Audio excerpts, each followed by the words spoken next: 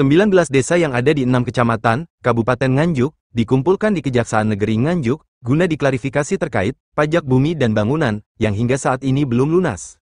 Desa-desa yang dikumpulkan kali ini adalah, desa yang menunggak pajak bumi dan bangunan, lebih dari 20 juta rupiah. Rata-rata yang dipanggil adalah, Pamong Blok, sebagai pengumpul pajak, sementara kepala desa hanya mendampingi. 100 miliar. Kemudian untuk bahwa pajak panjenengan. Usai diberi pengarahan Kasidatun, Kejaksaan Negeri Nganjuk, masing-masing pamong dimintai keterangan jaksa, dan diminta menandatangani surat pernyataan kesediaan pelunasan pembayaran pajak tersebut. Diana Kartikasari, selaku Sekretaris Badan Pendapatan Daerah Kabupaten Nganjuk mengatakan, bahwa sedikitnya ada 19 desa yang diundang di Kejaksaan, dan diharapkan, supaya segera melunasi PBB yang tahun ini belum terbayar, mencapai 9 miliar rupiah.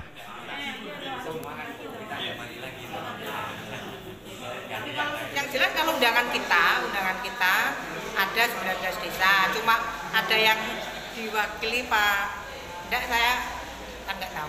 Yang jelas ada yang diwakili, ada yang datang sendiri. Acara ini dalam acara apa dan harapan tujuannya apa? Acaranya ya apa namanya, pendampingan opo dan opo ya, penagihan pajak daerah khususnya PBB. Harapannya Bu kepada para yang diundang ini apa? Harapannya ya segera lunas pajaknya, intinya itu saja sebenarnya, supaya PBB segera lunas. Bu, tadi dalam pidato Ibu disebutkan ada berapa yang belum masuk ke daerah untuk pajak? 9 miliar. 9 miliar. Itu masih belum terbayar Pak? Ya.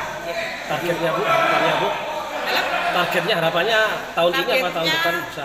Tahun ini kalau bisa, tahun ini kalau bisa. Itu yang dari PBB Bu? Iya, PBB saja. Kita yang ada piutangnya mesti di PBB.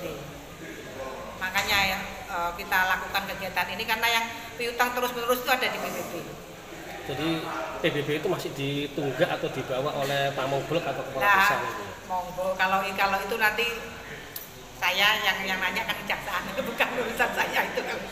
Jadi intinya itu. Sementara Kepala Kejaksaan Negeri Nganjuk, Ika Mauluddina menjelaskan, dikumpulkannya perangkat dan kepala desa, untuk segera memenuhi kewajiban pelunasan pembayaran pajak, karena, apabila desa tidak memenuhi kewajiban membayar pajak, maka, dapat dijerat hukum.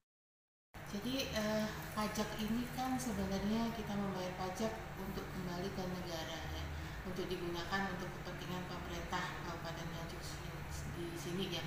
Nah, ketika kita tidak membayarkan, bukan lagi masalah administrasi nantinya, tapi sudah ke ranah kita ada undang-undang perpajakan, ada ketentuan-ketentuan pidana di situ apabila kita tidak melakukan pembayaran pajak atau tidak memberikan keterangan yang benar masalah pajak kalau dia self assessment atau misalnya penggelapan pajak ya, pengumpulan pajak yang sudah ada di setiap orang tapi tidak disetorkan.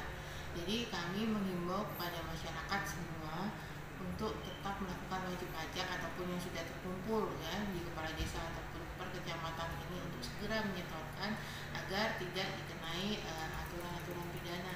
Kami fungsinya adalah preventif, kita ultimum remedium terlebih dahulu. Apabila ini terselesaikan, nantinya tidak akan ada ketentuan pidana. Kita mengingat sekarang sudah banyak kebocoran-kebocoran anggaran di perekonomian kita. Tentunya ini akan bisa memulihkan kondisi perekonomian daerah patuh pajaknya. Sanksi pidana di undang-undang apa?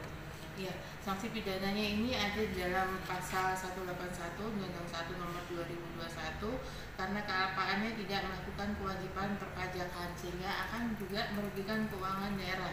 Ini pidana kurungan paling lama 1 tahun, denda 2 kali jumlah pajak yang tertera. Ini pidana korupsi atau pidana?